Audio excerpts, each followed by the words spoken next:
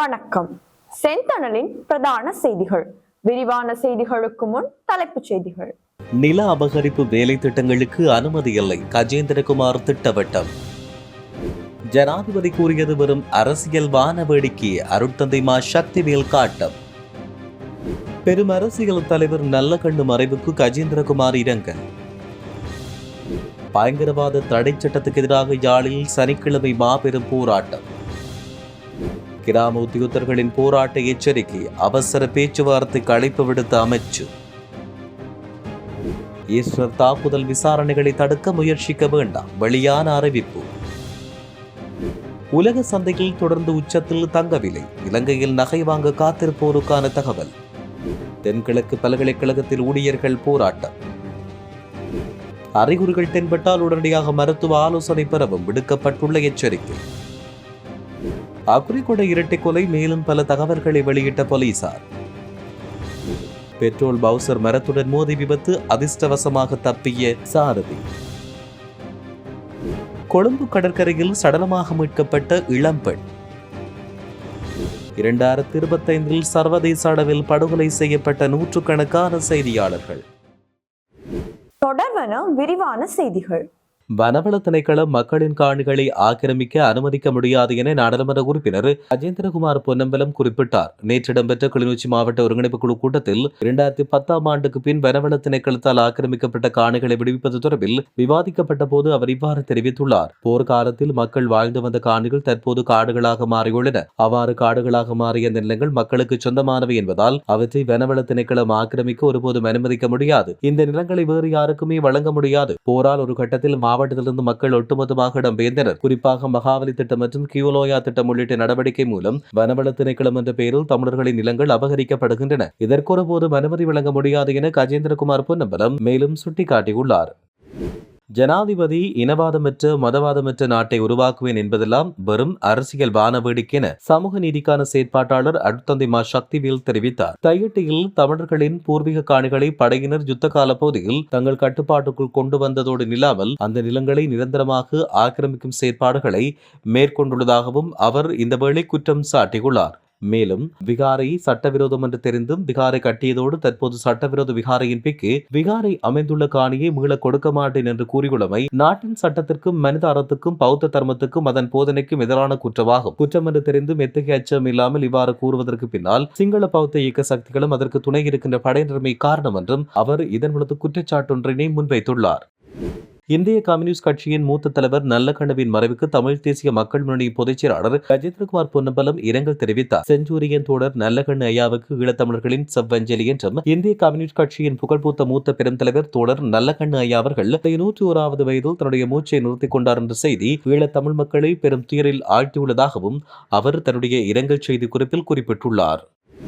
பழசும் வேண்டாம் புதுசும் வேண்டாம் என்ற துணைப்பொருளில் பயங்கரவாத தடை சட்டத்தை முழுமையாக நீக்க கோரி நாளை மறுதினம் யாழ்ப்பாணத்தில் மாபெரும் போராட்டம் முன்னெடுக்கப்பட உள்ளது. தாயக செயலணியின் ஏற்பாட்டில் இடம்பெறவுள்ள இந்த போராட்டம் அன்றைய தினம் காலை யாழ் பொது நூலகத்துக்கு முன்பாக ஆரம்பமாக உள்ளது. அங்கிருந்து பேரணியாக செல்லும் போராட்டக்காரர்கள் வடக்கு மாகாண ஆளுநர் அலுவலகத்தை சென்றடைந்து தமது கோரிக்கைகளை முன்வைக்க உள்ளனர். யாழ் ஊடக மையத்தில் நேற்றைய தினம் இடம்பெற்ற ஊடகவியலாளர் சந்திப்பின் போது தாயக செயலணியின் பிரதிநிதிகள் இந்த போராட்டம் குறித்த விவரங்களை வெளியிட்டுள்ளனர். இதன்போது கட்சி பேதங்களை கடந்த அரசியல் கட்சிகள், சிவில் அமைப்புகள் மற்றும் பொதுமக்கள் என அனைத்து தரப்பினரையும் இந்த போராட்டத்தில் கைகோர்க்குமாறு அவர்கள் அழைப்பு விடுத்தனர். மேலும் தற்போது நடைமுறையில் உள்ள பயங்கரவாத தடை சட்டத்தால் தமிழ் மக்கள் நீண்ட காலம் பல்வேறு இன்னல்களை சந்தித்து வருவதாக தெரிவிக்கப்பட்டுள்ளது.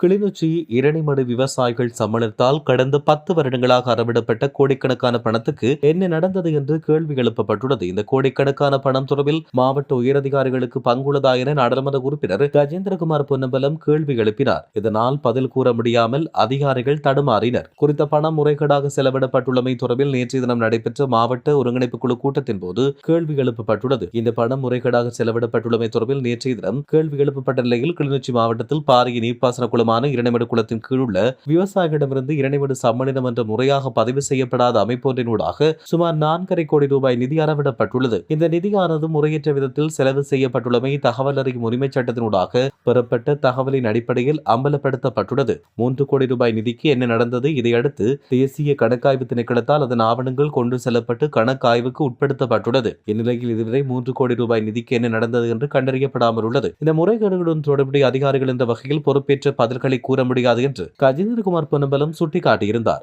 மாவட்டத்தில் உள்ள அதிகாரிகள் விடுகின்ற தவறுகளால் இவ்வாறு விவசாயிகளின் பணத்தை முறைகேடாக பயன்படுத்த அதிகாரிகளை அனுமதிக்க முடியாது என்றும் இதற்கு பொறுப்பான அதிகாரிகள் பொறுப்பு கூற வேண்டும் எனவும் அவர் சுட்டிக்காட்டியுள்ளார். தர உயர்வு பிரச்சினைக்கு தீர்வு கோரி கிராம உத்தியோகத்தர்கள் முன்னெடுக்கவிருந்த போராட்டத்தை தொடர்ந்து அவர்களுடன் அவசர கலந்துரையாடல் ஒன்றை நடத்த பொது நிர்வாக அமைச்சு தீர்மானித்துள்ளது. 17 ஆண்டு கால தர உயர்வு பிரச்சினைக்கு தீர்வு கிடைக்காதால் எதிர்வரும் மார்ச் 3ஆம் தேதி அமைதி போராட்டம் நடத்த கிராம உத்தியோகத்தர்கள் திட்டமிட்டனர். இந்த போராட்ட அறிவிப்பை தொடர்ந்து நாளை அவசர பேச்சுவார்த்தைக்கு வருமாறு அமைச்சு அழைப்பு விடுக்கப்பட்டுள்ளதாக தெரிவிக்கப்படுகிறது. ஈஸ்டர் ஞாயிறு நடந்த பயங்கரவாத தாக்குதல்கள் தொடர்பான விசாரணைகளை தடுப்பதற்கு முயற்சி செய்ய வேண்டாம் என கொழும்பு மறைமாவட்டத்துக்கான ஊடக பேச்சாளர் சிறில் காமினி தெரிவித்தார். ஈஸ்டர் தாக்குதல் தொடர்பாக இடம்பெற்ற விசேட ஊடகவியலாளர் சந்திப்பில் கலந்து கொண்டு கருத்து தெரிவித்த போது தந்தை சிறில் காமினி இவ்வாறு தெரிவித்தார். மேலும் அவர் தெரிவிக்கையில், இது 300 உயிர்களை கொன்ற ஒரு கொடூரமான தாக்குதல். அவர்களில் பெரும்பாலானோர் ஈஸ்டர் ஞாயிறு திருப்பலியில் கலந்து கொள்ள வந்தவர்கள். இறந்தவர்களில் அனைத்து மதங்கள் மற்றும் இனங்களைச் சேர்ந்த மக்களும் உள்ளனர். இது ஒரு படுகொலை என்றும் அவர் தெரிவித்தார். மேலும் அவர்கள் ஒரு குற்றத்தை செய்து மறைக்க முடியும், எனவே அவர்கள் குற்றங்களை செய்ய பயப்படுவதில்லை என்பதை இது நிரூபிக்கிறது. இதை நாங்கள் ஏற்றுக்கொள்ள முடியாது என்றும் அவர் இதன் பொழுது கருத்து வெளியிட்டுள்ளமை குறிப்பிடத்தக்கது. உலக சந்தையில் இன்றைய தினம் ஒரு அவுன்ஸ் தங்கத்தின் விலை $5158 காணப்படுகிறது. தொடர்ச்சியாக தங்கத்தின் விலையில் ஏற்ற இறக்கங்கள் காணப்படுகிறது. இந்த நிலையில் கடந்த சில நாட்களுக்கு முன் வரலாற்றில் முதன்முறையாக உலக சந்தையில் தங்கத்தின் விலை $5000 கடந்துள்ளது. அதே சமயம் கடந்த 6 மாதங்களில் தங்கத்தின் விலை 52.44% அதிகரிப்பை பதிவு செய்துள்ளது. அத்துடன் குறிப்பாக வெள்ளியின் விலையும் அதிகரித்து $88 விற்பனை செய்யப்படுவதாக தெரிவிக்கப்படுகிறது. மேலும் கொழும்பு செட்டியாத்திரை தகவலின்படி இன்றைய தினம் 22 கேரட் தங்க பவுன் ஒன்றின் விலையானது $3,70,000 காணப்படுகிறது. அத்துடன் 24 கேரட் தங்கம் பவுன் ஒன்றின் விலை $4 லட்சம் காணப்படுவதாக தெரிவிக்கப்பட்டுள்ளது.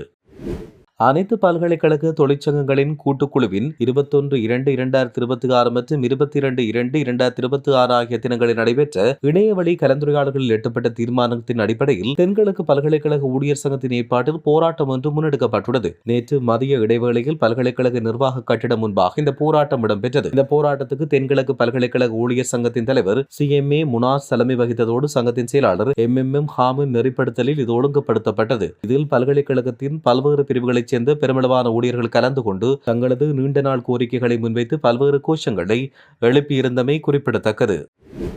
இலங்கையில் 30 முதல் 50 வயதுக்கு இடைப்பட்ட நபர்களிடையே குடல் புற்றுநோய் பாதிப்புகள் வேகமாக அதிகரித்து வருவதாக சுகாதார அதிகாரிகள் கவலை வெளியிட்டுள்ளனர். 2022ஆம் ஆண்டில் மட்டும் இலங்கையில் 3000 புதிய பாதிப்புகள் பதிவாகியுள்ளதாக தெரிவிக்கப்படுகிறது. இதன்படி இலங்கையில் ஆண்களிடையே காணப்படும் புற்றுநோய்களில் இது 2வது இடத்தை பிடித்துள்ளது. பெண்களிடையே இது 3வது பொதுவான புற்றுநோயாகும். உலக சுகாதார நிறுவனத்தின் தரவுகளின்படி குடல் புற்றுநோய் உலகளவில் ஒரு பாரிய அச்சுறுத்தலாக மாறியுள்ளது. பழமையாக 50 வயதுக்கு மேற்பட்டவர்களுக்கு இந்த நோய் ஏற்படும் என்ற நிலையில் தற்போது இலங்கையில் இளம் வயதினரிடையே இந்த நோய் பரவி வருவது ஒரு தீவிரமான பொது சுகாதார பிரச்சனையாக பார்க்கப்படுகின்றது.